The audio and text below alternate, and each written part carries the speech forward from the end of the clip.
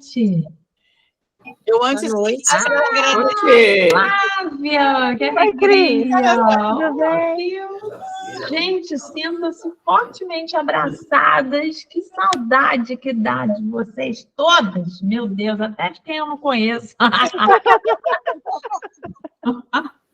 A gravação já Então, não sei, Ana, se você quer fazer uma abertura, Não, se eu já posso pegar apresentar um fim. você não precisa, né? Não é desnecessário. Eu quero agradecer Vera, que foi um anjo que caiu do céu hoje para fazer essa gravação. Agradecer a todo mundo que está aqui, né? As minhas companheiras, a Maria Cristina, que não sei se chegou, e a Luísa, que já vi aqui, né? E todo mundo que está nesse grupo, firme e forte, querendo ler Cris Seixas, né? Aprofundar na biblioterapia. E o que motivou a gente, eu já te passei, né, Cris, mas vou só dar uma geral, foram duas questões que aconteceram no outro encontro, apareceram no encontro anterior. Habitualmente, a gente faria um encontro com o autor no final, ou no início ou no final. E a gente está fazendo um terceiro encontro. Mas é que são duas questões fundamentais. Uma delas é a relação da biblioterapia com a literatura. Precisa ser um literato o dinamizador do círculo? E a outra é a questão da relação com a terapia. Faz um pouco de espécie, né? Causa um pouco de estranheza a algumas pessoas, a questão dessa ligação, né, com a terapia. E a gente achou que avançar na leitura sem um aprofundamento dessas questões seria passar meio que batido. Aí a gente teve a ideia de te chamar e você, assim, maravilhosamente disse um grande sim, estamos aqui. Em primeiro lugar, eu agradeço muito, assim, porque é muito curioso, né? Eu publiquei esse livro em 2014. Eu, na verdade, tinha, assim, 3 anos de vivências, né?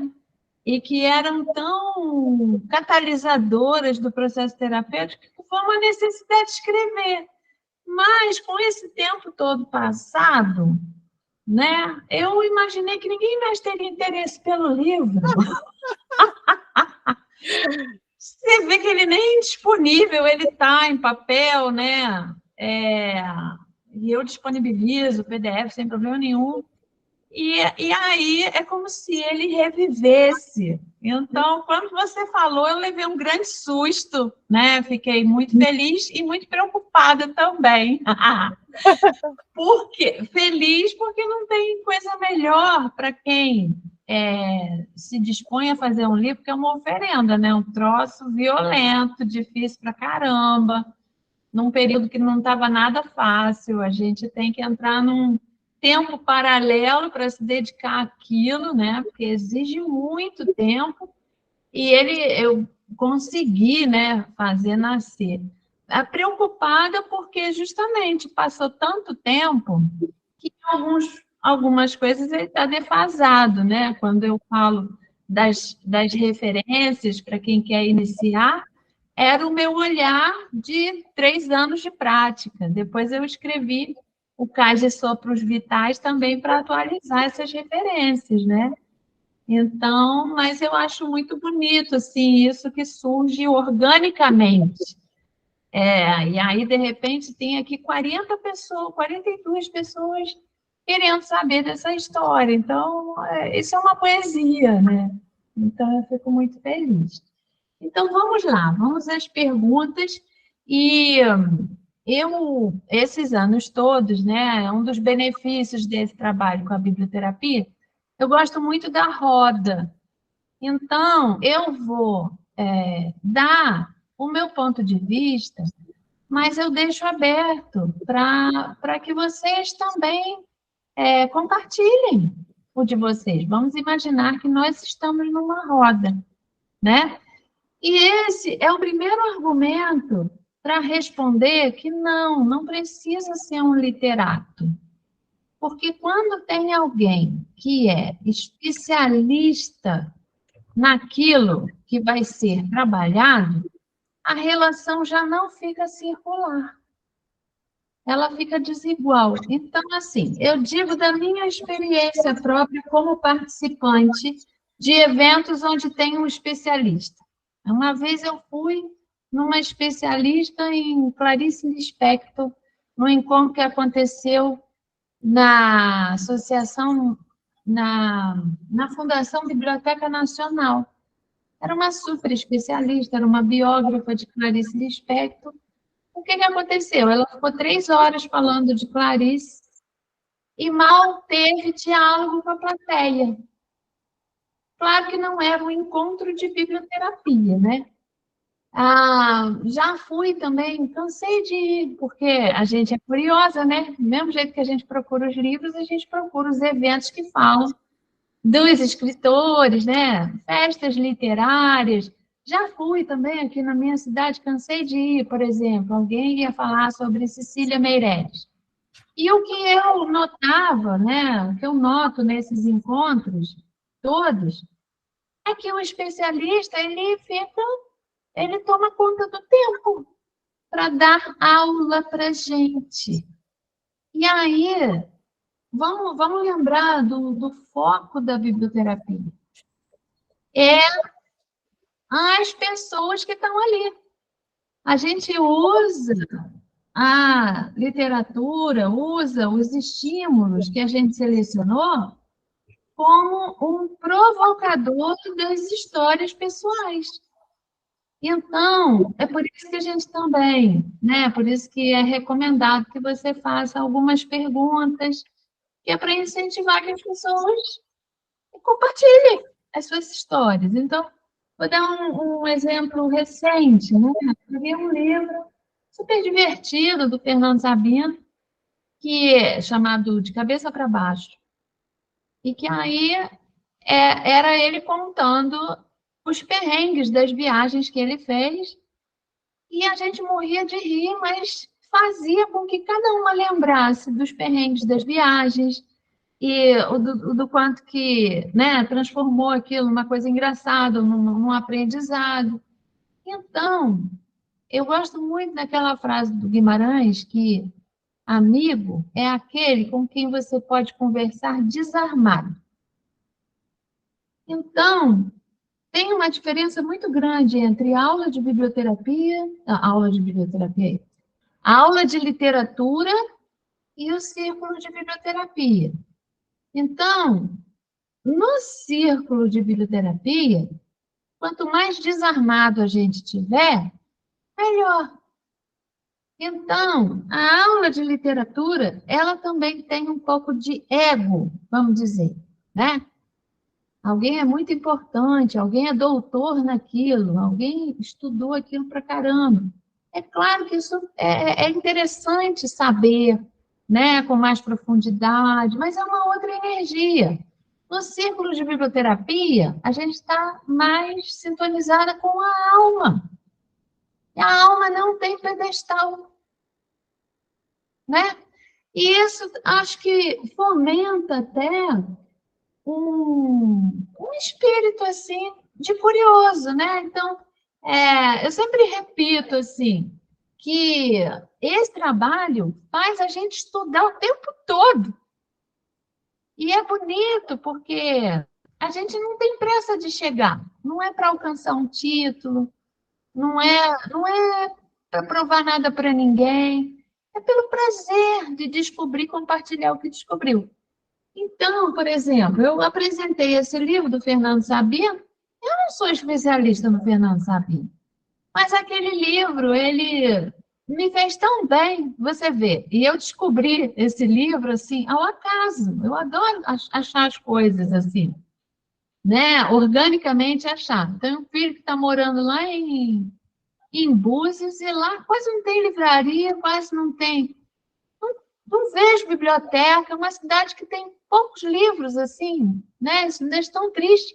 Mas eu achei um café. Nesse café tinha aqueles sebos que você pode levar um e deixar outro, sabe? E esse livro estava lá, um livro antigo, caindo aos pedaços. E ele me fez tão bem, foi tão bom ter aquele livro, que é aquele desejo, eu quero compartilhar isso. Então, o critério de uma aula de literatura é você ser um literato, você ter bagagem para falar daquilo. Agora, para participar da biblioterapia, o critério é você amar aquilo que você vai apresentar. E aí, porque você ama, né? Peguei esse livro do Fernando Sabino, eu vou lá pesquisar quando é que ele nasceu, quando é que ele morreu, o que foi que aconteceu. E a gente fica impressionado, porque ele recebeu o prêmio pelo conjunto da obra, e aí, de repente, ele vira um esquecido, ninguém fala nele. Por quê? Porque a gente está sempre querendo pertencer, né? E aí, alguém faz um post, todo mundo quer saber. Então, por exemplo, tem coisas que acontecem também que vão virando uma tendência. Ó. O Milan Kundera faleceu, né? Aí, ó, tem a Insustentável Leveza do Ser, um livro clássico. Eu não estava com intenção nenhuma de reler, só porque ele tinha morrido. Mas aí, um monte de gente me empurrou para isso. Ah, vamos ler, vamos discutir, vamos ler. Então, isso eu chamo do campo. O campo está chamando. Eu sou especialista em Milan Kundera? Não, mas eu sou curiosa. E aí, o que eu faço? Já estou relendo, estou adorando. Eu li esse livro há 35 anos atrás. Estou descobrindo outras coisas, sempre é assim. Aí eu estou assistindo, assim, no YouTube, tem um monte de gente que fala, os especialistas falam dele, eu assisto tudo. E aí a gente vai fazer um encontro para discutir, né? Não sou especialista, mas eu seleciono assim uns trechos que eu acho maravilhosos. E aí é bom que também eu já lembro até de uns pacientes para usar aqui no consultório. Então você vai remexendo, né, essa caixa de ferramentas. Então eu acho uma vantagem você não ser especialista. E eu gosto muito de dar o braço para algum teórico, né? Não é só uma questão minha pessoal.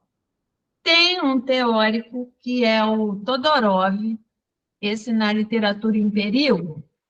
Ele é o quê? Ele é um crítico literário? Já nem sei, tá vendo? Já não sei, eu já vou procurar saber. Mas ele é um literato, ele é um crítico de literatura. E nesse livro, A Literatura em Perigo, eu vou ler um trecho aqui para vocês. Deixa eu ver se eu separei direitinho. Está aqui, ó.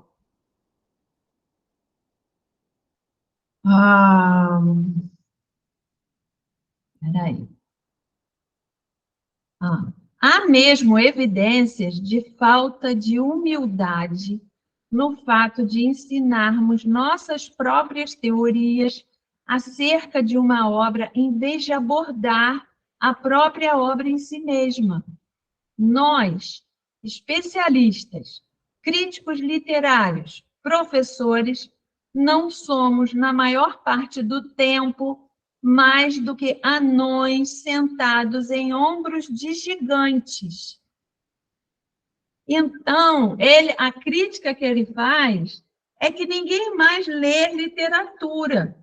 O povo lê resenha, lê comentário, e isso tira o efeito que ela poderia dar, não é? Porque é totalmente diferente você ler direto no original, aquela obra dialogando com seus silêncios, suas angústias, suas possibilidades, e você ouvir alguém falando dele.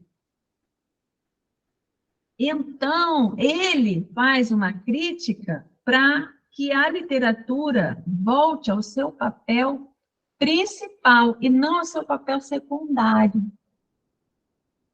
Então, você quer ver? Tem outro autor, acho que é o Piglia, ele fala do hermeneuta selvagem. O hermeneuta selvagem é aquele que não se agarra. Ó, a Rosângela está botando aí que Todorov é filósofo. Não consegui ler, tem que pegar lá.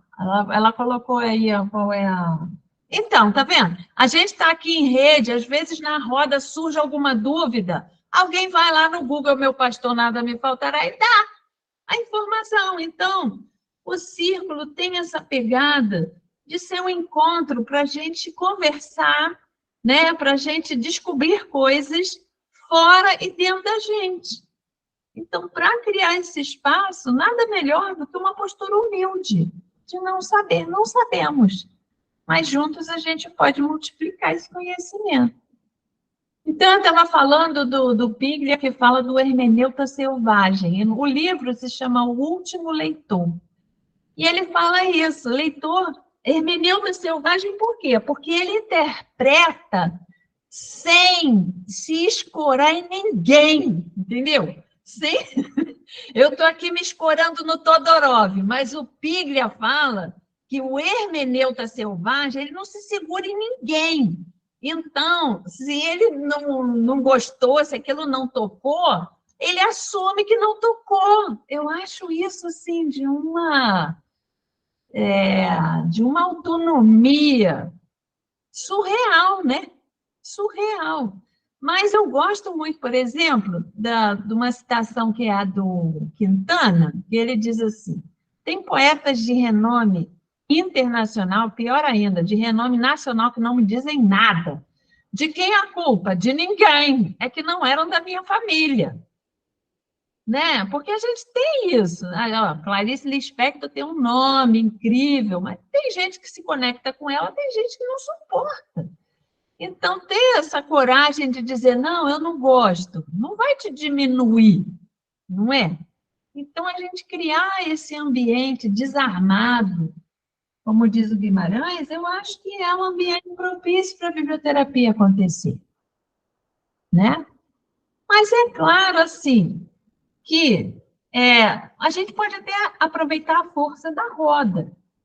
Alguém aqui tem mais conhecimento sobre o seu autor, quer partilhar? Às vezes, né, a gente faz uma roda que alguém tem uma paixão imensa, já aconteceu muitas vezes. Por exemplo, eu fiz uma roda com a poesia do Jorge Luiz Borges. Eu tenho lá selecionado as poesias que eu amo, mas tinha gente na roda que era especialista, tinha estudado aquilo. Teve até online, né? Eu fiz uma live com uma pessoa que era da Argentina. Ela era doutora no cara. Aí vamos aproveitar a pessoa, né? Mas não transformar isso numa aula de literatura. Fale, Cris. Boa noite, Cris. Boa noite a todos e todas. Então, sobre essa pergunta, eu queria dizer que eu tenho uma formação em letras, português, língua portuguesa e literaturas brasileira e portuguesa. Mas isso não me autorizou a trabalhar com a biblioterapia, porque o que eu vi com a Cris foi totalmente diferente. Então, tenho uma experiência de trabalhar na educação básica com essas formações, mas dessa maneira que a Cris disse, é muito diferente a sala de aula do círculo de biblioterapia. É outra experiência, é outra postura, é outra vivência, como a Cris escreve no livro, né? Então, quando eu fiz o curso, foi um curso de final de semana, no domingo eu já estava escrevendo o que eu nem sabia o que era, depois a Cris falou que era poesia. Então, assim, é um negócio, e eu não tinha escrito até ali nada, ou tinha escrito e nem sabia o que eu estava escrevendo. Então, para marcar mesmo essa diferença. A graduação, uma formação em literatura, não te autoriza. É outra coisa que acontece ali no círculo, e todos nós que temos sensibilidade, que gostamos de literatura, que gostamos de gente, que estamos imersos na linguagem, temos autorização, capacidade, seja o nome que a gente queira dar, para estar ali. Amanhã eu vou fazer uma roda, eu tenho feito trabalho voluntário, e eu tenho em casa espírita, e eu tenho dito para as pessoas que me convidam, e isso que a Cris falou também, eu gostaria que as pessoas estivessem em roda, porque ali a gente conversa com as pessoas, a gente vai estar nessa interação que a Cris ensinou e ensina, que é você estar no mesmo plano, né? Você não vai estar ali ensinando nada para ninguém. Eu aprendo muito, eu fico assim, o último círculo que eu fiz foi com umas senhorinhas, eu nem sei o que aconteceu naquele círculo, que eu levei uma história que fala de memória, que muita gente aqui conhece, que é o Guilherme, o nome dele é tão grande que eu sempre esqueço. É o Guilherme Augusto.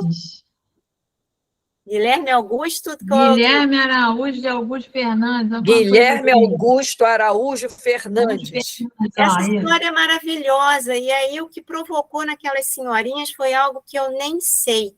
Eu nem sei dizer, porque para mim também foi um presente, para elas foi um presente. Então, amanhã eu vou fazer uma roda com gestantes, e a ideia é falar de saúde mental. Eu não sei o que vai acontecer. Eu sei que vai ser bom, porque é sempre bom.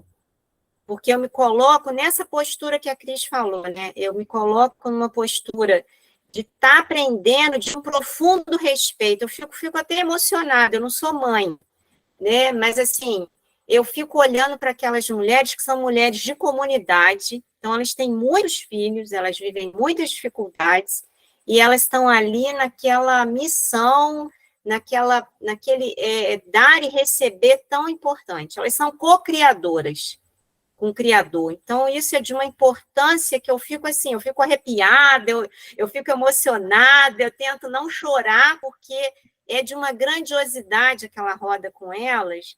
E assim, eu vejo, a cada vez que eu estou retornando agora, e eu não sei o que vai acontecer, eu vou e é sempre bom. Então, eu queria pontuar isso, Cris, que mesmo com a minha formação, isso não me autoriza. O que me autorizou a falar de literatura, dos livros, e ficar apaixonada pelos livros foi a sua paixão também, né? Que fez com que eu visse o universo da literatura de outra maneira. Que maravilha, Cris. Fico super feliz de saber que você está aí nas rodas. E repito o que eu sempre falo, escreva sobre as suas experiências, porque daqui a pouco você vai estar partilhando isso, para inspirar outras pessoas a fazer o mesmo, né? Que maravilha. Diga, Luísa. Depois a Cristina quer falar? Tá. Vai, Luísa. Não, eu queria só dizer que às vezes a gente é muito professoral. Então a gente tem que aprender uma coisa que a Cris foi me ensinando, que às vezes eu queria falar todo o tempo. Então, assim, a gente tem que aprender mesmo a ter essa escuta, e o planejamento não é rígido, como a Cris acabou de colocar agora, Cristina, porque a gente não sabe o que virá. Então, a gente tem que se surpreender, ser surpreendido pelas pessoas, saber ouvir e dar a palavra para recolher desse relicário que as pessoas têm. E a gente vê que em qualquer roda isso acontece. Eu tenho ido em lugares onde as pessoas não têm uma formação de literatura tão grande, até não sabem nem ler, a verdade. Mas são preciosas. Os retornos que a gente vai recolhendo, como a gente vai percebendo as pessoas, você vai se calando também. Você vai ser, como a Cris diz, uma mensageira, né? Você é só uma ponte. Você carrega consigo milhões de vozes, né? A Cris costuma falar isso para nós. Então, acho que é isso, que é um aprendizado também. Que isso vai mudando a gente por dentro. A gente vai ficando mais leve, mais aberto, menos querendo comandar menos as coisas, para deixar as coisas brilharem, surgirem por si só. Uau, que palavras sábias, Luísa! Que lindeza! E é isso, né, gente? Só pegando um pedacinho daquele livro do Espírito da Intimidade, a gente cria um espaço para ouvir as pessoas. Isso não é pouca coisa, não. Às vezes, essas pessoas não têm oportunidade, né? Quanto mais, assim, dificuldade é a vida delas, ninguém quer saber, são invisibilizadas. Então, mesmo que ela não queira falar nada, né? Às vezes as pessoas ficam tocadas por alguma coisa que a gente leu e não quer nem falar nada porque tem vergonha, porque acha que vai falar besteira, acha que não é inteligente, que não teve educação suficiente para colocar a palavra na roda. Isso tudo é um processo, né? Então, mas só de você estar ali, presente, criando espaço para ouvir, mesmo o silêncio que vem depois de uma leitura, isso já é terapia, no sentido, já é terapêutico, né? Porque é inclusivo, trabalha, né, a existência. Eu estou aqui querendo saber da sua história. E é isso, as histórias são riquíssimas. Gente, eu estou cada vez mais impregnada daquele espírito do griot. Então, eu tenho aproveitado todas as oportunidades, e eu vejo que todas as oportunidades estão aí circulando. Então, hoje eu peguei um Uber, tive uma conversa maravilhosa. Não estou perdendo mais nenhuma oportunidade disso, de perguntar para as pessoas, né? Como é que não é, e ir conversando com ela, e na conversa dela ir oferecendo alguma coisa que eu posso. Bota uma sementinha ali. Fala, Cristina Ramos. Então, boa noite, não dei boa noite ainda. Cris, é uma alegria, né? Então, gente, eu fiz o curso com a Cris em 2017, Margarida era da turma. Quando chegou em 2021, eu também venho da formação de literatura, de português, essa coisa toda. Eu falei, gente, já estou há 3 anos que a Cris quase que falou comigo assim, faz a roda, começa.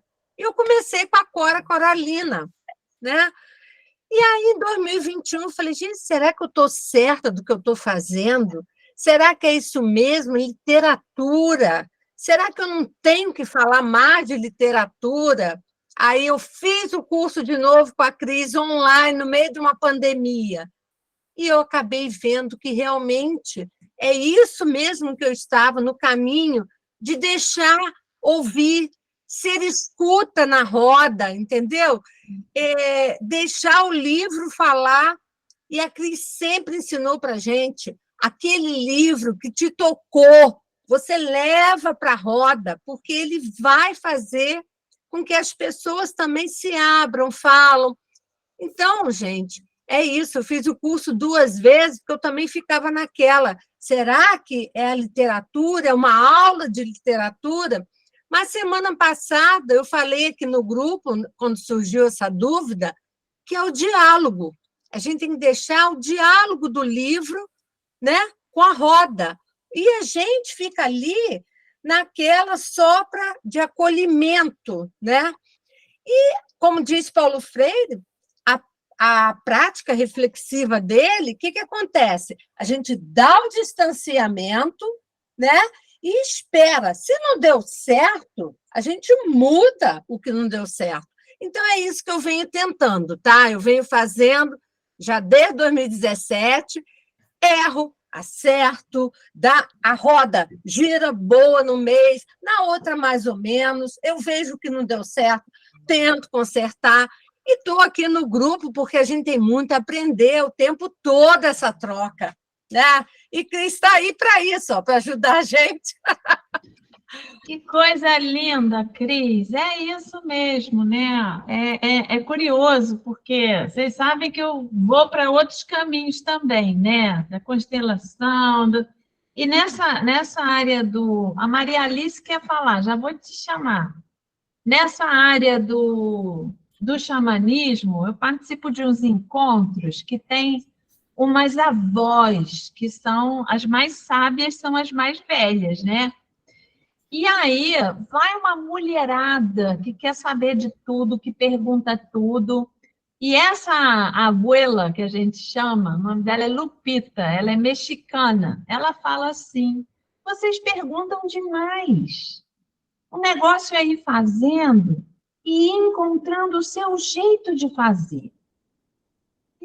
No nosso povo, não é esse monte de coisa aí que vocês querem cercar e seguir a outra pessoa. A tua realidade é diferente. Você é diferente, né? Eu sinto que isso vale para a gente também, né? Sempre repito que não tem concorrência na biblioterapia, porque cada um faz com a sua alma, com o seu acervo, com o seu chamado, com a sua alquimia. Então, a Andréia aqui é uma bordadeira maravilhosa. Não tem coisa mais linda do que biblioterapia e bordado combinado, né? E tantos outros talentos aqui.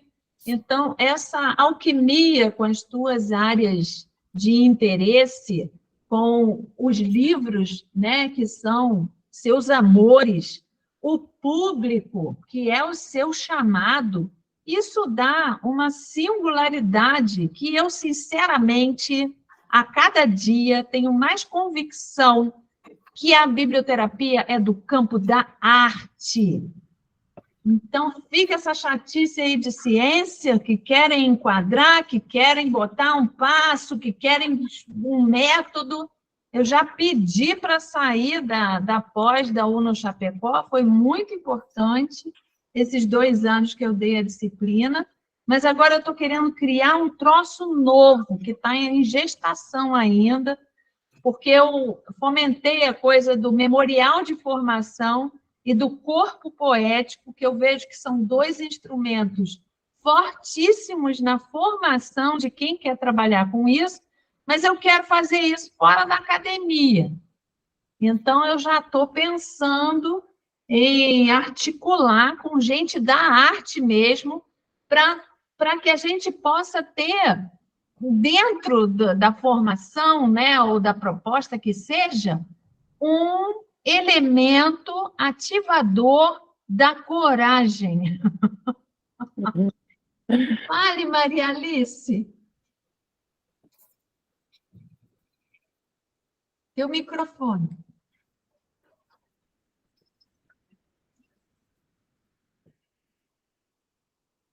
Vai dar certo. Às vezes a gente não sabe cadê o botão, é assim mesmo.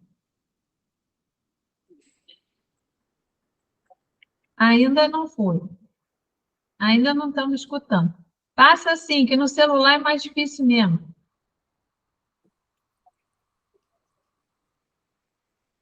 Ativa o seu som, Cris. Tá. Ana Margarida está desligada também. Maria Alice, está desligado o microfone. Ela sabe, mas acho que ela está tentando. Não está conseguindo. Vou escrever para ela. Ó, eu acho que Ela ela deve ouvir, mas ela não está conseguindo falar. Mas, Cris, enquanto ela tenta conseguir, né? Olha lá. Ah, vai conseguir falar agora, Maria Alice? Ainda não estamos te ouvindo. Não está conseguindo. Escreve no chat, Maria Alice. A gente não está ouvindo. Não. Não Não está ouvimos ouvindo. Agora sim, agora sim. Tá O problema indo. foi o fone. Veja bem, a Cris falando, todo mundo falando, é uma riqueza esses encontros, fazendo refletir, né? Eu estou no processo, no meio de uma pesquisa sobre a questão do letramento literário, através de escritoras negras brasileiras, e eu estou lendo esse livro aqui, que foi indicado pela banca, acho que muita gente deve conhecer, Graciela Montes, Buscar Indícios e Construir Sentido. E enquanto vocês falavam as reflexões, porque assim, a gente já qualificou, né, a dissertação, e quando chegou nessa parte, estou me preparando para encaminhar a escrita e aplicar as oficinas. Eu me caí nesse conflito, porque eu digo, já que eu estou numa proposta, né, meu trabalho diz que é uma proposta decolonial, a partir de escritoras negras, eu vou chegar na sala e passar uma receita, é assim. Então, esse processo de me reconstruir, de repensar, né, esse processo justamente da leitura literária, né, no ser humano. E essas rodas têm sido assim maravilhosas, né? Aí eu lembrei de uma passagem. Isso, Maria Alice! Que espetáculo! É isso mesmo, vamos descolonizar o processo. Isso, e alguém já colocou, a gente é muito professoral, né? Porque às vezes não tem paciência, e muitas vezes a escola faz isso, né? Ela ensina a funcionalidade da leitura, né? E não a experiência, não é valorizado, né? Então ela coloca essa autora... O desfrute não é valorizado. Isso. E aí ela coloca da importância, né, da gente permitir, né, ter esse espaço da perplexidade, porque muitas vezes não é para dar a resposta, não é para encontrar, você não tem que fazer a pessoa, justamente é o processo de aprendizagem de cada um, né? Então, isso aí vai para além, né, do que a gente simplesmente dizer, saber quem são, no caso da escola, né? Os personagens principais, aquele processo, aquela estrutura de uma narrativa básica, e o que vai além, né? A profundidade, a transformação, né? O poder da arte, né? E ela fala sobre isso, né? Que quando as pessoas tentam separar, né? A literatura da arte, né? O processo dessa leitura da arte é o que você falou, Cris. Então torna pobre, né? Esse processo muito rico, né? E Exato. passa por isso mesmo, esse processo da gente fazer uma autoanálise, né? Que leitor eu sou, né? Que mediadora eu sou. Quero agradecer a todas a oportunidade, gente.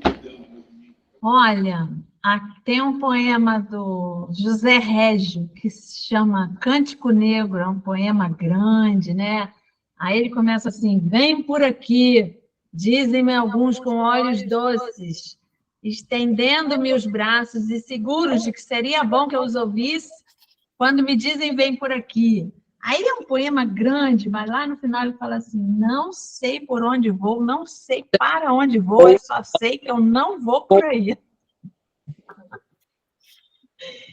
Então, esse é um poema bom para descolonizar, né? De você. É o Milor Fernandes que também fala que como é que ele diz?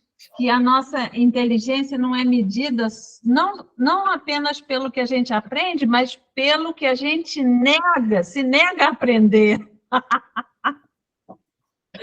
Então, a gente está falando de um pensamento crítico e prazeroso ao mesmo tempo, né? Então, por isso eu considero, sinceramente, a biblioterapia uma revolução sensível e silenciosa, né? Que vai introduzindo o amor à literatura, isso é bem Daniel Pennac, como um leitor, né? Que cada um tem que escolher aquilo que é apaixonado e trabalha com aquilo. E assim a gente vai despertando e tocando as pessoas que estão anestesiadas, que estão sofrendo pra caramba, e aí a gente vai restaurando um tecido social, né? Então, o advento assim, da tecnologia, ele contribuiu muito para uma piora desse cenário da leitura, né? Então, é fato, não preciso nem buscar referências, mas, assim, não tem muita gente que lê, principalmente professores, né? Então, a questão dessa multiplicação das rodas de biblioterapia, ela é de um benefício sistêmico. Então, onde eu fiz o mestrado, né, em educação, antes da pandemia, ia fazer uma disciplina dentro da formação de pedagogia que ia juntar a dança circular e a biblioterapia. E agora que voltaram as aulas, a minha professora está querendo que o ano que vem não misture a dança circular, não. Ela está interessada que eu faça as rodas de biblioterapia para que as pessoas leiam. Olha para isso. Mas ler... Você vê, eu não sou professora de literatura, né? É ler pelo afeto, né? E pelo sentido do que está se passando com a pessoa e com o contexto, e não desconectado disso. Uma coisa, assim, que também está me chamando muita atenção, como eu falei, né?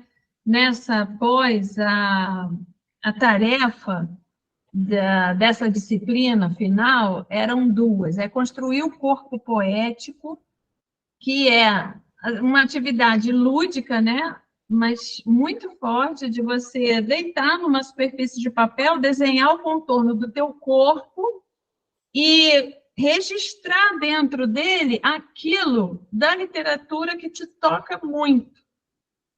Então, é interessante até que se faça com mais tempo, né? Porque isso requer vasculhar os seus livros e tal, mas isso parece que cria a sua identidade poética, vamos dizer, né? Uma apropriação. E a outra atividade é o memorial de formação, no sentido de resgatar na sua história Em que momento você se apaixonou pelos livros? Que livro que foi o iniciático?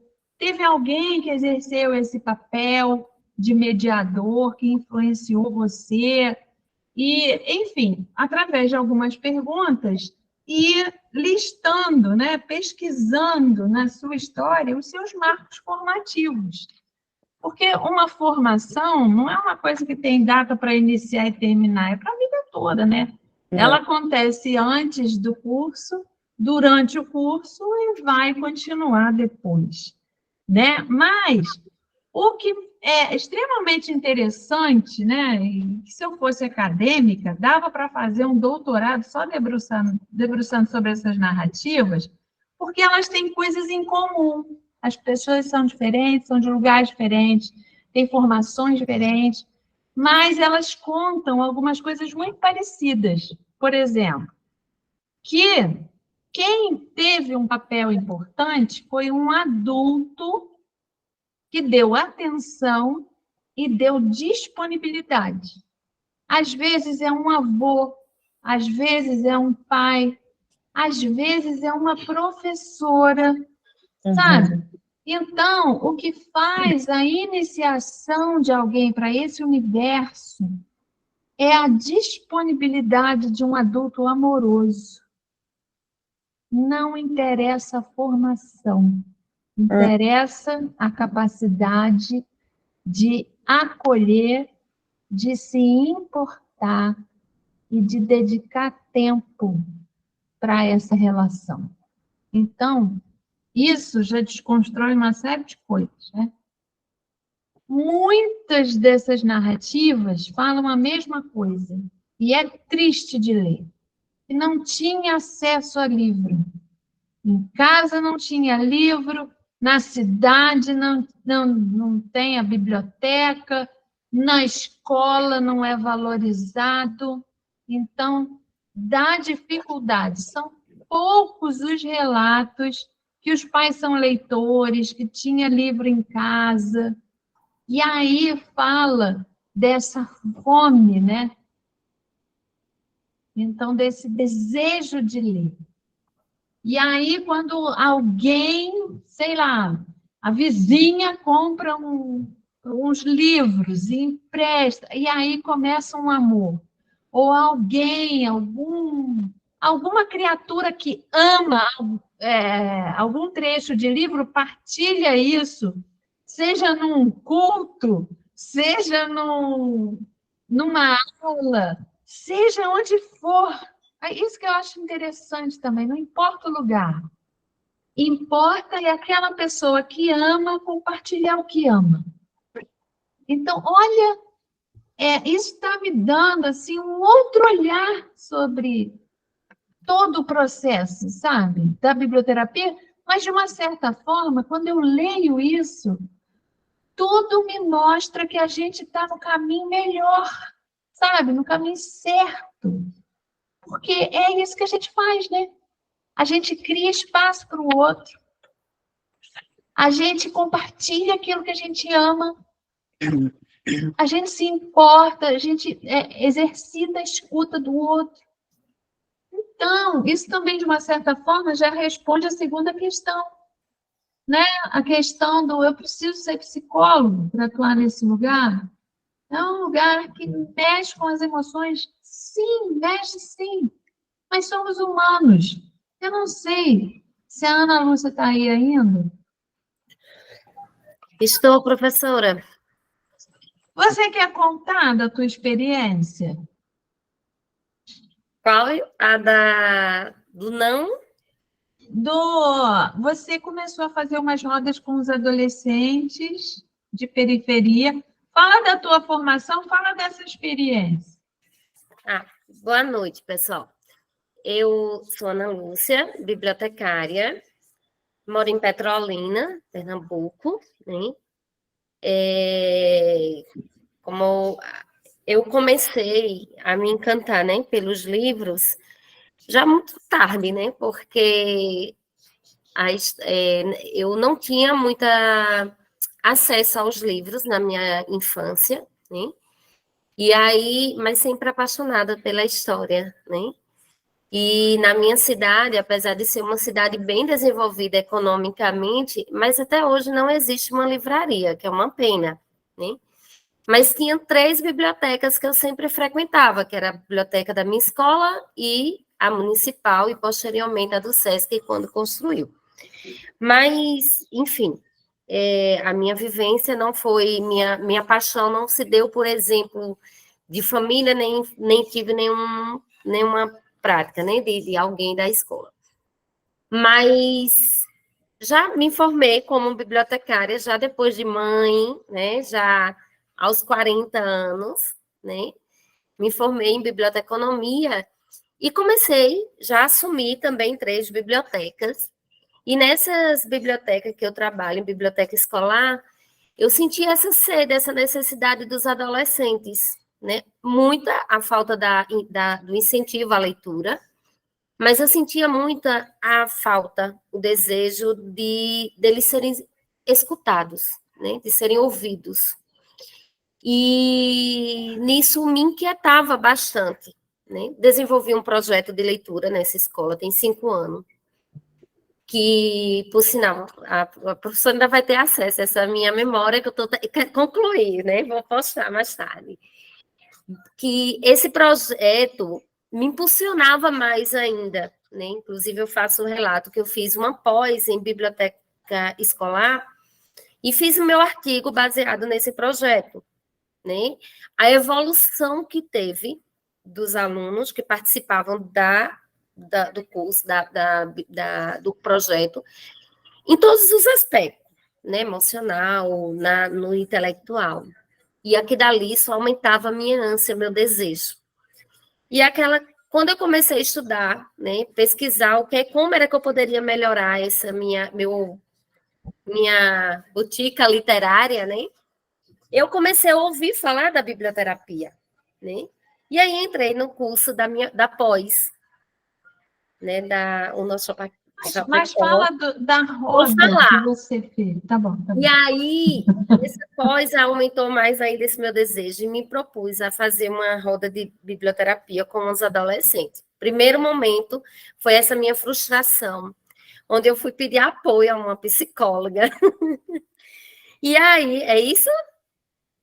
E aí, essa aí depois, né? Aí a psicóloga... Deixa fluir. Me interpretou, não sei se eu não soube explicar direito, eu sei que me interpretou como se eu estivesse indo contra o código de ética do psicólogo. Queria consultar o conselho de psicologia para ver até que ponto isso era correto, enfim. Naquela hora, me deu, assim, um desânimo muito grande, uma frustração. Voltei para casa frustrada, mas logo em seguida minha ânsia aumentou de continuar. E agora, recentemente, depois da aula, da disciplina da professora, né? Parece que foi uma injeção que eu tomei.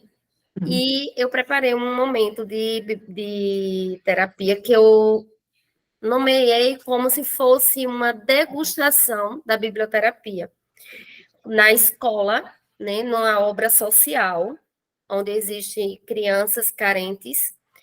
Em cada turma era uma média de 35 alunos. E aí, eu fui convidada a fazer uma atividade qualquer e eu não me excitei em propor, em fazer uma roda de biblioterapia. E aí, quando eu comecei, me deu aquela frio na barriga, aquela ansiedade, já comecei a estudar, pesquisar, planejar, ouvir música, textos, até quando eu me encantei com um texto, que é do livro Sabe, Dor, Ria, de Patrick D'Adalto. É um livro muito bom, que aí eu já escolhi o tema, que foi para falar sobre o amor próprio. Escolhi um tema. Era turmas separadas, né, do 6º ao 9º ano. E chegou o grande dia. Um dia, eu recebi a primeira turma do 9º ano, e aí claro, que veio o frio na barriga, né? Foi uma experiência fantástica, porque naquele momento eu pedi primeiro, acolhi cada um, Pedi que eles trabalhem a respiração, expliquei o que era uma roda de biblioterapia, o que era que eu estava fazendo ali com eles, que não era para julgar ninguém, né, nem criticar, apenas a gente estava tentando acolher. E como eram vários adolescentes, muitos, né, 35, nem dava para a gente abrir para falar, mas eu não queria que aquela história parasse ali, né? Eu disponibilizei papel, lápis de giz de cera, lápis de cor, para que após a música, após o texto, eles colocassem no papel o que eles tinham sentido, né? Naquele momento. Foram muitos gatilhos, né? Muitos choros, os desenhos, eu até apresentei em uma das aulas um deles, né? Traços fortes, pinturas né, que mostram a dor, o quanto eles estavam precisando ser ouvidos, né?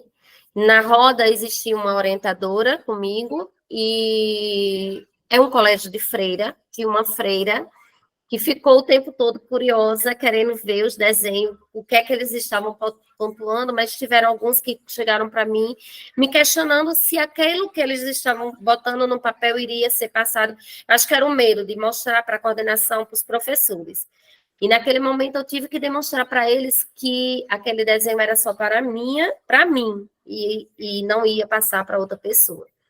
Foi um momento fantástico, lindo, que, como eu falei, né, me encorajou. Estou de férias e estou rezando para que volte mês de agosto, porque, como eu falei para eles que era uma degustação, eu queria mostrar para eles, para que eles entendessem o que era, e para que no mês de agosto eu voltaria para a gente montar o grupo pequenos, né, para que realmente pudesse acontecer a partilha, né, a conversa. Foi isso. Obrigada, Ana Lúcia. Então, vocês percebam nesse exemplo que ela contou. Ela é psicóloga? Não. Mas ela é um ser humano preocupado com o outro. E você vê como é que ela conquistou já a confiança. Ela já criou um vínculo com esses meninos.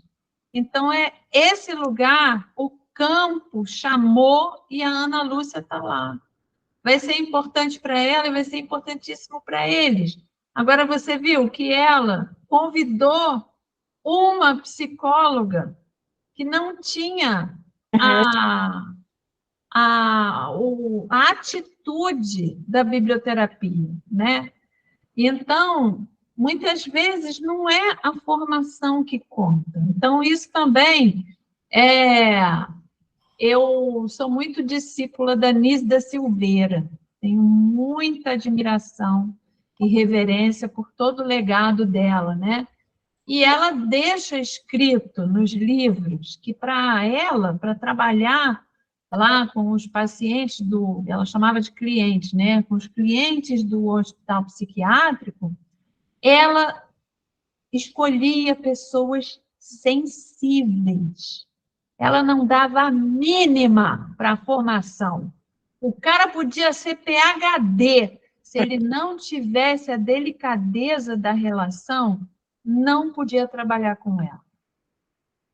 Né? Então, é o que eu falei para a Ana Lúcia também. Se ela identificar no campo de relações dela alguém que também tenha esse chamado como ela, que seja sensível, que queira aprender com essa experiência, chama. Porque aí já vão ser duas pessoas que podem compartilhar entre si as coisas que vão acontecendo. Porque é do campo do humano, gente. Mexe com a emoção de todo mundo. E é sempre também uma preocupação com ter um autocuidado, né? Porque tem uma ficção que o psicólogo dá conta de tudo. Não é verdade. Ele também tem os seus vazios, suas feridas, sua história. Então, a gente está sempre identificando até que ponto eu sou capaz de dar conta e até que ponto eu sei que eu estou entrando além do que eu deveria. Outra dica que se dá, né, que quem trabalha com isso é a mesma coisa que arte-terapia, né? O arte-terapeuta, ele mexe profundamente com o inconsciente, com as emoções, com as histórias, com os dramas, mas ele não precisa ser psicólogo, né? É claro que o que eu ando percebendo, acho que é Flávia está aqui, se eu não me engano, ela comentou, né? Eu tenho esse discurso já de muitos anos, que a pessoa não precisa ser psicóloga, mas eu tenho percebido que há pessoas que têm um chamado tão grande do cuidado que acaba fazendo uma formação. Então, a Márcia Rodrigues, que é arteterapeuta, ela acabou de se formar psicóloga porque ela queria ter um aprofundamento no cuidado. Aí acho lindo. E a Flávia aqui, eu acho que fez isso. Eu fiz. Me formei o ano passado, Cris. Eu lembro que eu te questionei isso, você falou que não precisa, mas eu senti essa necessidade, e aí eu fui em busca do curso, 5 anos lá na graduação, o ano passado eu concluí, e eu falei, agora eu vou retomar de onde eu parei. Né? Mas então você parou? Não, o curso eu concluí. Mas a biblioterapia? Enquanto eu fazia o curso, eu não tinha tempo para mais nada. Eu parei todas as minhas terapias, tudo que eu fazia na época. Eu tinha vários cursos, aromaterapia, dança-terapia, o xamanismo. Eu tive que parar tudo, porque eu não consegui dar conta de ler tudo que me demandava, de todo o material, de fazer os projetos, os estágios, 1 ano e meio de estágio, 3 estágios ao mesmo tempo. Eu mal conseguia trabalhar, né? Porque já tinha o meu trabalho de 8 horas. Então, tipo assim, eu tive que dar uma parada para poder concluir o que eu estava me propondo. E agora, esse ano, eu falei, agora eu vou retomar tudo de onde eu parei e dar continuidade. Agora vai fazer um mosaico, agora vai bombar, né? Assim se espera. Então, fala, Ana Margarida. Obrigada, Flávia, e tudo de melhor. Obrigada, Cris. Que você possa aí fazer sua alquimia. Teu microfone, Ana Margarida. Acho que a questão da literatura, para mim, fica bem clara. A da terapia, eu acho que preciso de mais mais reflexão a respeito. Mas você, quando cita a doutora Anise, a gente pode ficar pensando que ela poderia ter escolhido o caminho dos psiquiatras, né? E o tratamento dos psiquiatras era que era totalmente diferente do que ela assumiu. E o que ela assumiu fazer era uma coisa totalmente que não existia. Ela inventou aquilo tudo, a poética do sensível, o trabalho com as imagens. Então, ela partiu do zero. E aí, aquilo era terapia? Ou terapia era aquela coisa do choque, né, da medicação? O que era terapêutico? Então, esse conceito de terapêutico ele é muito amplo. Né? Agora, também há de ter pessoas que chegam para uma roda, ou até numa vez só, ou frequentam suas rodas, que você percebe que ela precisa de algo a mais. Sim. E aí é bom saber que tem a Flávia, tem a Cris, né? E outros que estão aí se formando, que a gente pode encaminhar, né, para um tratamento, porque é uma questão de fundo, exige outras técnicas que nós não estamos habilitadas.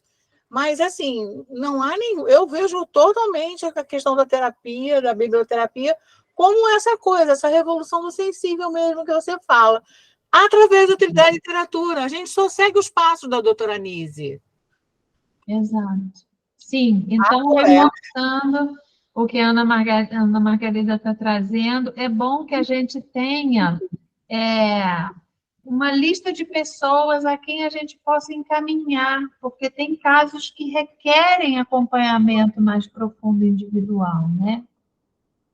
E é uma preocupação pertinente, assim, né? Porque tem muitas situações diferentes. Eu estou falando de experiências do meu cercadinho existencial, né, gente? Então, pode ser que em alguns lugares o buraco seja mais embaixo. Mas deixa eu aproveitar que o povo quer participar. Fátima. A Fátima foi primeiro ou foi a Rosângela? Foi a Fátima. Fala, Fátima. Boa noite. Boa noite. Eu ainda também partilho com a Ana, né, essas dúvidas sobre... eu até levantei na última nossa reunião essa questão de por que nomear terapia, né? E falando da experiência que eu fazia na docência com os ciclos de cultura do Cusson, em que em tudo se assemelha ao que aqui era relatado como experiência de biblioterapia, mas que eu resistia a chamar de terapia. Embora eu tenha até a formação em psicologia, sou formada em psicologia com formação em psicanálise, mas eu acho que ainda tem coisas, né? E eu levantei isso em função da formação. Então, eu queria, Cris, fazer uma questão à Flávia, que trouxe essa experiência dela, e achei importante quando você pontuou, no mesmo momento que você pontuou, eu também pensei, você parou, porque ela disse que eu procurei o curso justamente porque eu tenho muitos colegas arteterapeutas que hoje estão fazendo formação psicanalítica, eles todos procuraram formação, mesmo que seja médico, fisioterapeuta, terapeuta ocupacional, eles vão atrás de uma formação.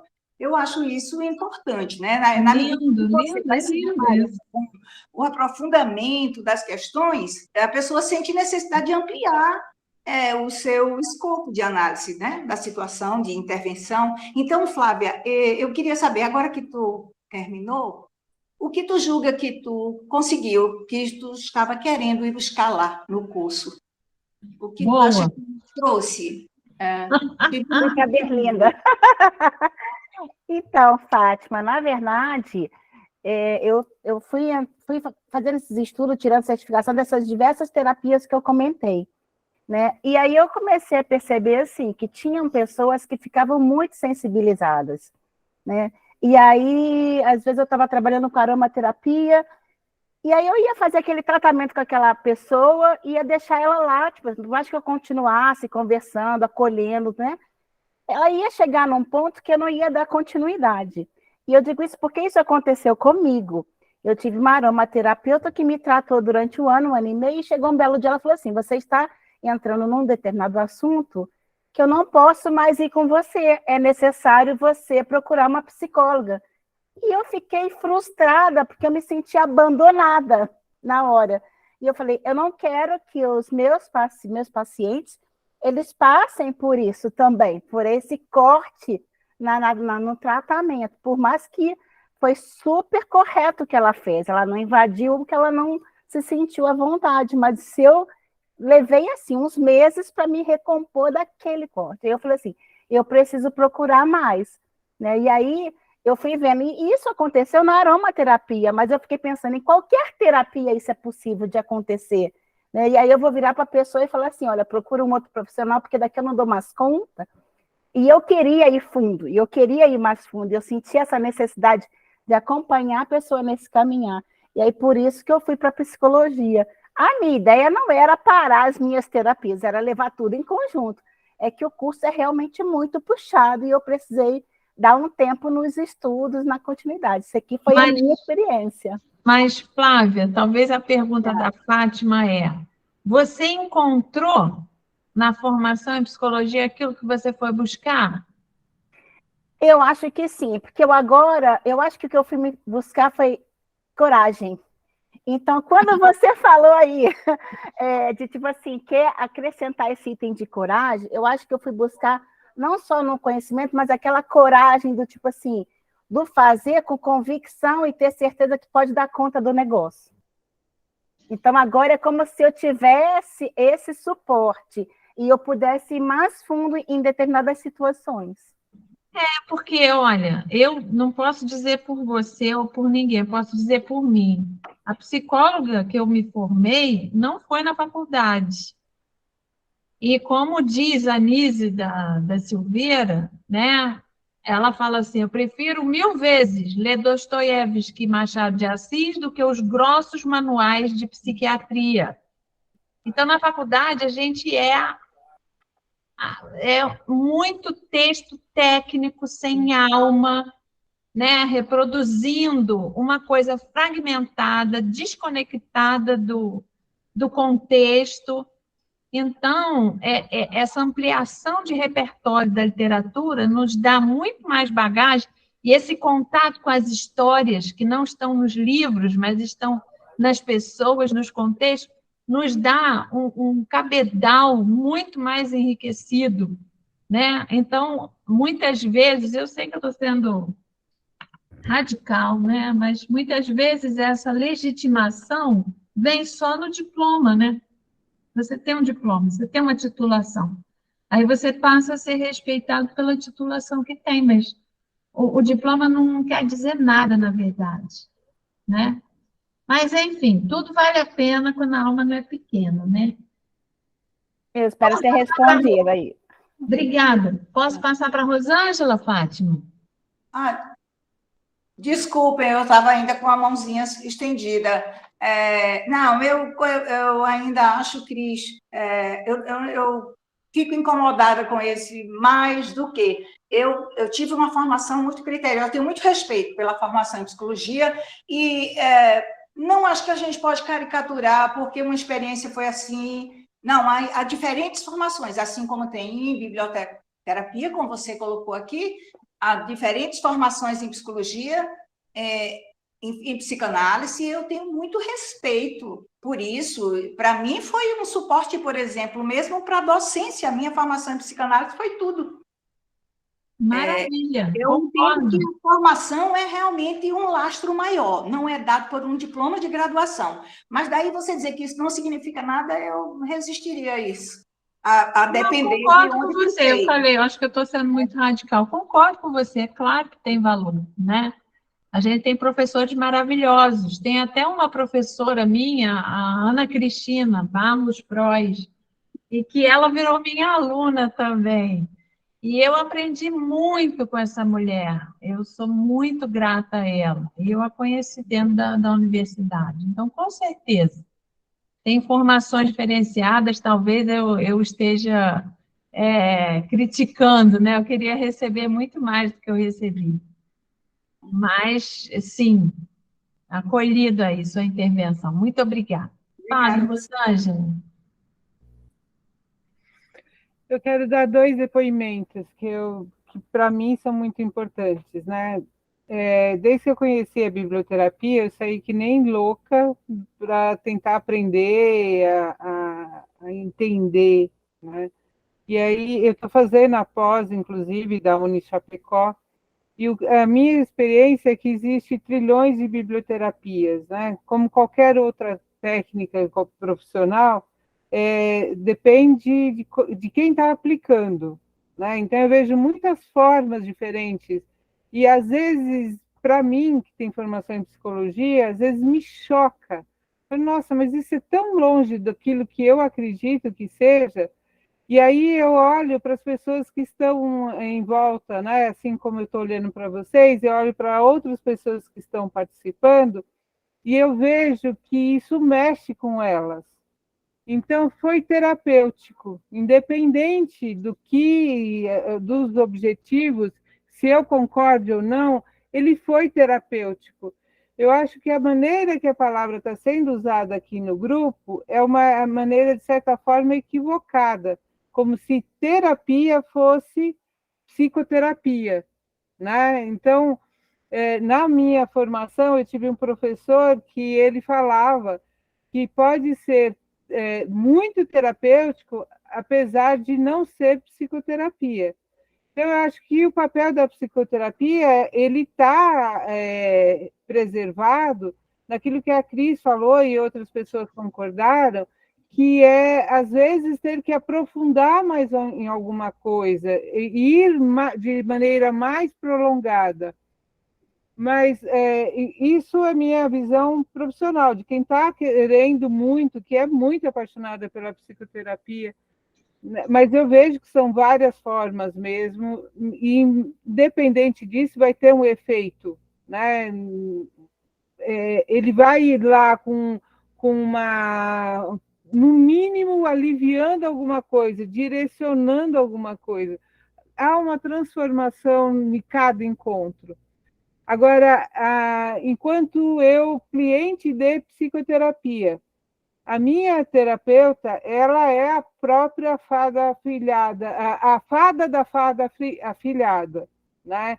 Eu sou uma pessoa antes de conhecê-la e uma pessoa totalmente diferente, porque ela é uma psicóloga biblioterapeuta, né? E ela faz isso de uma maneira assim transbordante, né? Então eu sou uma pessoa, a pessoa que a Margarida conheceu na época da pandemia é outra hoje, e porque ela lia os dois, então ela me traz, ela me preenche, ela me possibilitou uma coisa que era um trauma de infância, que é o diálogo.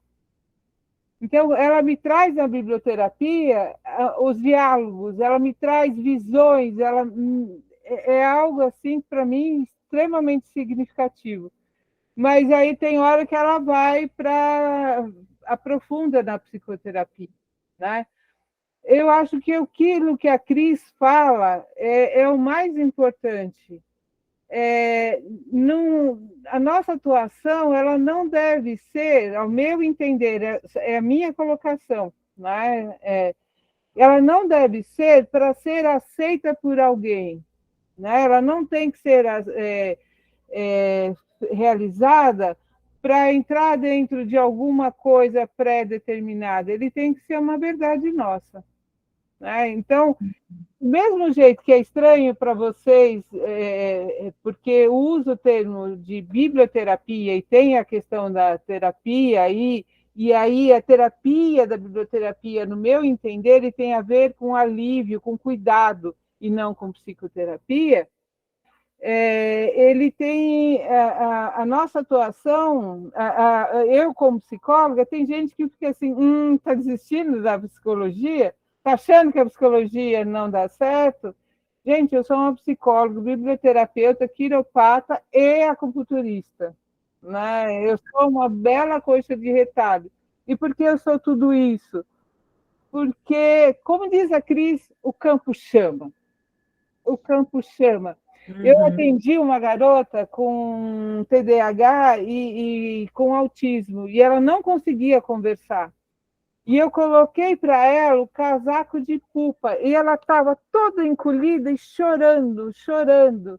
E eu contei o casaco a história do casaco de pupa, e aí eu falei para ela qual que em que momento ela se identificava mais, né? E aí eu vi aquela menina se abrindo que nem uma flor, assim, né? De tão encolhida que ela estava, ela foi... E ela começou a falar, a apontar, e depois falar daquelas pessoas, daquelas páginas, né?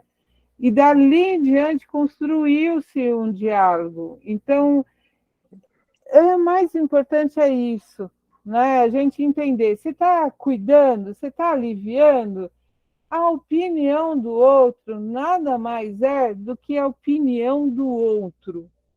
Desculpe prolongar, apesar do horário. Obrigada, Rosângela. Fale, Marta.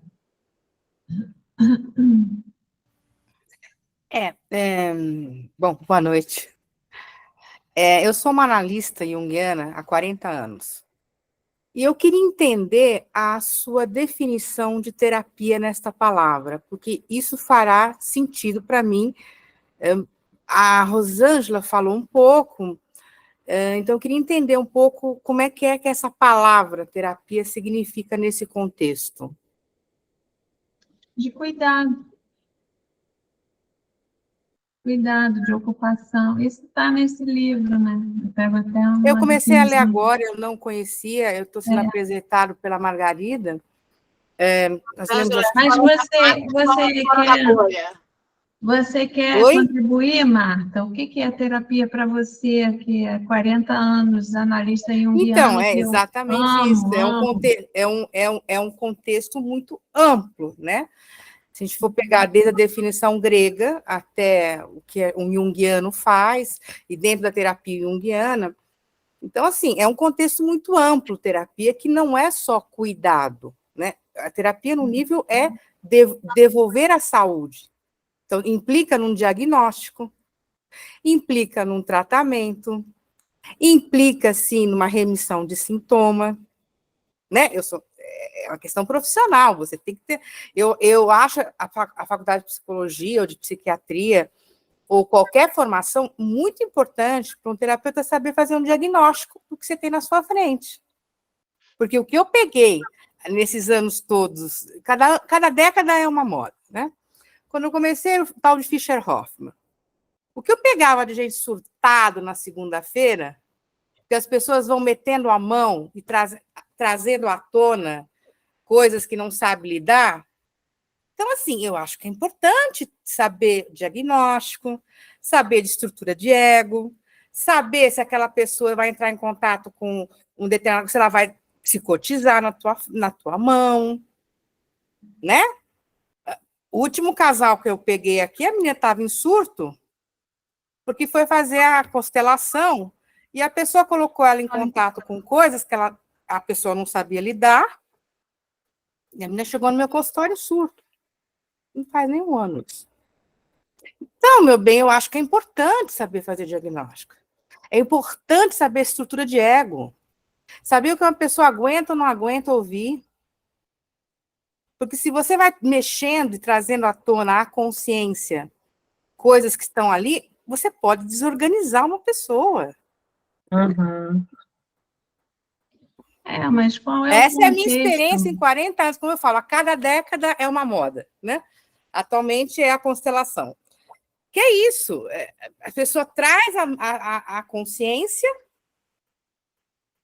e deixa ali.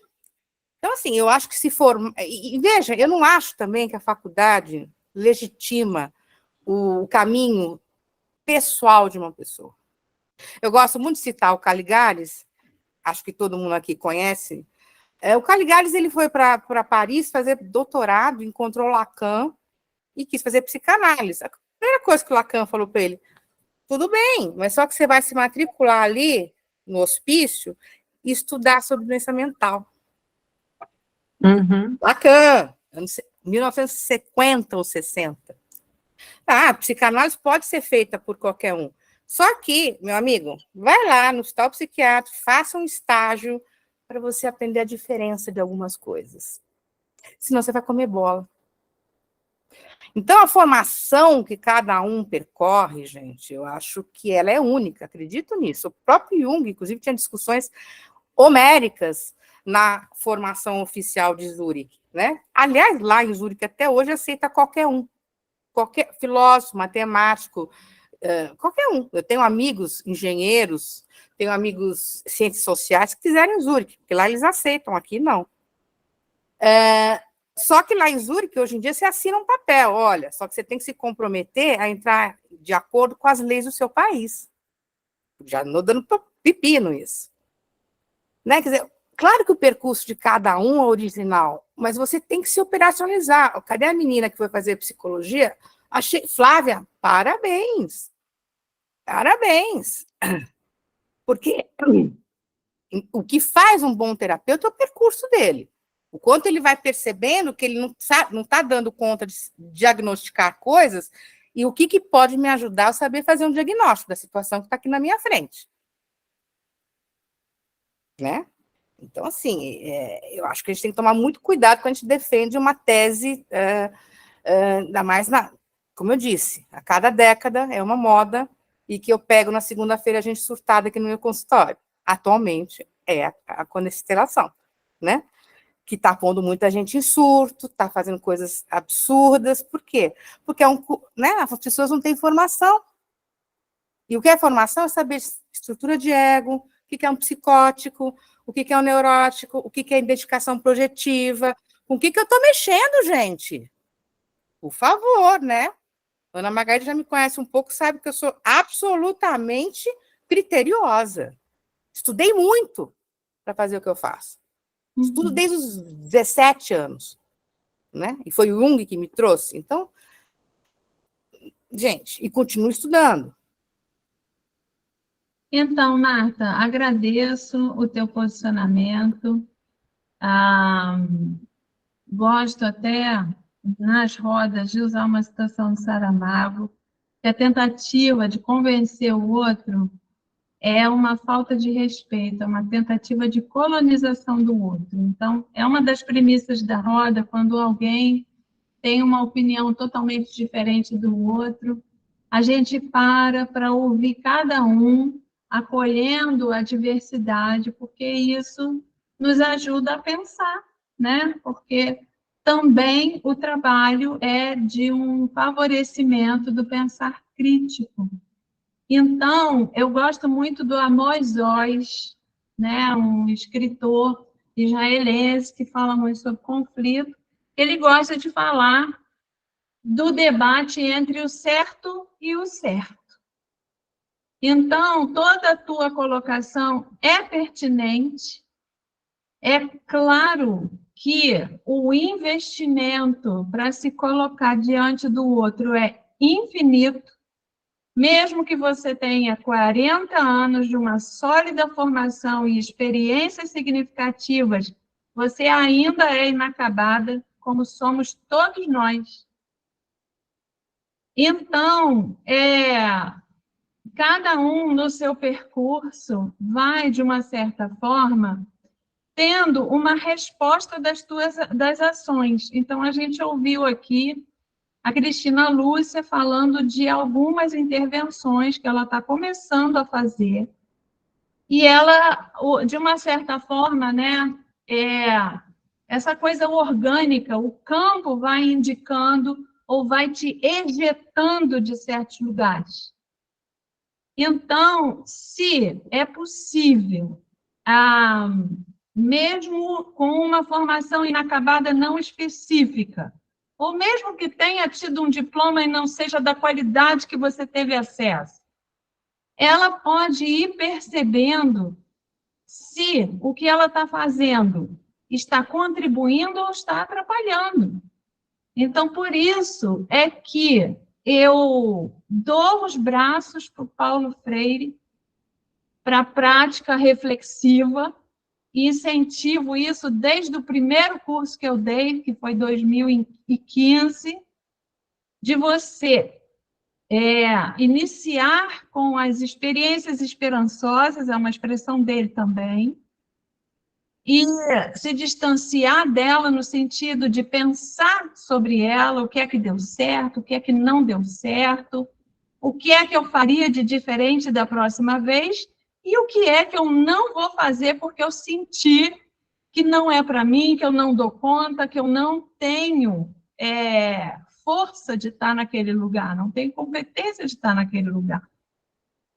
E o que eu sempre pergunto, né, para as pessoas que questionam isso, é se a colocação dela é baseada em algo desagradável que já aconteceu ou se é um receio, um medo. Normalmente, o que eu venho acompanhando, eu não posso dizer que isso seja uma verdade absoluta, porque nada é verdade absoluta. É uma construção a pequenos passos. Que o que eu tenho percebido é que são intervenções que têm dado uma grande contribuição no sentido que chama o Ailton Krenak, né, de uma capacidade de conviver e de dialogar, e que isso está muito raro hoje em dia. Então, é uma socialização de uma literatura afetiva. Então, nem todo mundo tem um perfil como o meu, provocativo, que eu gosto de textos que tiram a pessoa da zona de conforto. É um gosto pessoal. Não gosto de coisas só para dizer que está tudo bem. Não, eu gosto de provocar. É um estilo meu. Mas muita gente escolhe coisas que não são tão assim de provocação. Isso é uma identificação pessoal. Então, a roda está aberta, a Flávia quer falar. Diga, Flávia. Eu só queria deixar claro que quando eu falei assim, que eu fui em busca da coragem, Não sei se de repente ficou para alguém que a coragem seria o diploma, ter o diploma e eu ia estar mais corajosa. Não. Quando eu falei da coragem, é eu poder ter mais bagagem para eu poder lidar com diversas situações. Agora, eu já tive terapeutas excelentes que não são formados em psicologia, pessoas que eu admiro de montão, e pessoas que são formadas, que foram as minhas referências, que quando eu parei para olhar, eu falei, é esse tipo de terapeuta que eu quero ser, e quando eu fui ver, coincidentemente, as pessoas tinham o curso de psicologia, mas isso foi um caminho aí que eu escolhi, né? Então, só não sei, só porque eu fiquei na dúvida se ficou pode ter dado a entender que a minha coragem era ter o diploma, mas não. E eu concordo com você plenamente, Cris, que ser psicólogo não é na faculdade, né? Eu tenho toda a teoria aqui, 5 anos de teoria, e eu sinto que é a experiência, é o dia a dia, são os atendimentos que vai formar a psicóloga que eu vou ser aí. E essa alquimia que você falou para eu fazer, nossa, ainda vai me dar pano para as mangas. Então, é só isso que eu queria colocar. Então, olha, a Vera está com a mão levantada e a Ana Margarida, e eu vou pedir para depois disso, eu vou precisar sair. Então, vamos lá, Vera. Bem rápido, eu coloquei até no chat, só vou deixar uma pergunta aqui no ar para todas, que é a seguinte pergunta: com quem é que foi que esses grandes citados mestres aprendeu? A gente sabe que a grande maioria dos grandes mestres, eles aprenderam experimentando. Mas é verdade, isso. Freud, Jung. Exatamente. Quem foi o mestre deles, né? Qual foi a faculdade deles? Qual foi o curso deles? Né? Eles desenvolveram essas coisas, eles experimentaram, eles testaram. E o melhor, eles ficaram encantados com as coisas que aconteciam. Sim, porque eles foram descobertas, né? Então, eu tenho para mim que a descoberta acaba também nos ensinando muita coisa. É isso, obrigada. Obrigada, Vera. Diga, Ana Margarida. Eu, assim, do que eu posso aprender de tudo que foi falado, né? E ainda continuando a refletir por bastante tempo, que eu acho muito importante isso, né? E acolhendo todas as vozes, acolhendo todos os pensamentos, acolhendo a crítica da Marta, que eu respeito muito, acolhendo Fátima com a experiência dela, acolhendo Rosângela, as pessoas que não são psicólogas também. Eu situo a biblioterapia no campo da arte, como você começou falando. A psicologia, eu não posso dizer que não sou da área, né? Mas duvido um pouco que ela tenha sido muito cientificizada, tá? Acredito que ela foi um pouco cientificizada. Perdeu um pouco do estado de arte, né? Da arte. E a gente ter medo de uma roda de biblioterapia, a mim me parece que é a mesma coisa de você ter medo de olhar um quadro de Salvador Dalí. Que você olhar um quadro de Salvador Dalí pode te desestruturar muito. Se a pessoa estiver num estado sensível, passando por algum processo, ela vê aquele quadro, daqueles relógios todos se desmilinguindo, ela pode se desmilinguir e precisar te procurar, Marta. Entendeu? E vai reconstruir esse processo, você está entendendo? Então, como a biblioterapia, para mim, ela está no estado da arte, eu não tenho medo nenhum em fazer dela um momento terapêutico. Agora, eu tenho a total clareza que eu não sei fazer diagnóstico, que se eu perceber algum estado mais assim, crítico, eu vou encaminhar para as pessoas, entendeu? Do meu círculo. Eu já fiz isso em outros trabalhos e foi muito importante. Eu concluí um trabalho com uma pessoa, a pessoa queria que eu continuasse com ela. Eu falei, eu não sou psicóloga, você precisa de uma psicóloga, não é comigo. Ah, não, então você vai fazer psicologia para me tratar. Eu falei assim, eu não posso fazer psicologia para te tratar, porque vai demorar muito tempo. Se eu preciso de tratamento agora. E encaminhei, você está entendendo? E ela foi viver a vida dela. Eu também não sou salvadora do mundo. Então, eu não preciso fazer psicologia, no meu caso, para poder dar conta das pessoas que vão se aproximar de mim e vão ler um livro e vão ter vários insights. Então, eu acredito assim, só até para finalizar esse encontro que foi muito proveitoso, eu finalizo com uma frase da Maria Alice, que a biblioterapia, para mim, é um espaço de abrir para a perplexidade. Não é um lugar de resposta, é um lugar de pergunta. Então, você abre para a perplexidade. E daí, cara, é confiar, porque se eu tiver numa roda da crise e sair muito mal, eu vou para minha terapeuta, ou eu vou procurar ajuda, ou se a Cris vê que eu não fiquei muito bem, eu acho que o biblioterapeuta tem que ter esse cuidado, ele tem que acompanhar, sim, quem veio às rodas dele, tem que dar um suporte, não pode ser uma coisa assim, ainda mais se for uma biblioterapia mais provocativa, né, como o Cris gosta de fazer. E aí a gente segue a vida, né? Segue o barco. Agora, não é psicoterapia, mas ainda a gente vai ter que aprofundar muito mais o conceito dessa palavra terapia. Acho que vale um curso sozinho, separado desse aqui, quando a gente continuar a ler, a gente faz e pega o Akinan. O Akinan é um papa da biblioterapia. Então, ele tem primeiro, a introdução dele é perfeita para isso, entendeu? Então, eu tenho muita vontade de a gente fazer isso. Eu acho que a gente vai conseguir, porque eu vejo pessoas aqui bastante interessadas no grupo. Eu só quero agradecer a Cris, que conduziu maravilhosamente bem, com todo esse carinho, essa leveza, a gente aprende muito com você, não só o que é biblioterapia, mas assim, como fazer o campo acontecer, né? E dizer, já que vai ficar gravado, que isso foi um encontro na sequência da leitura do livro Vivências em Biblioterapia, da Cris Seixas, né? E que nós estamos continuando a ler e pretendemos aí, já que a discussão está boa, fazer outras discussões.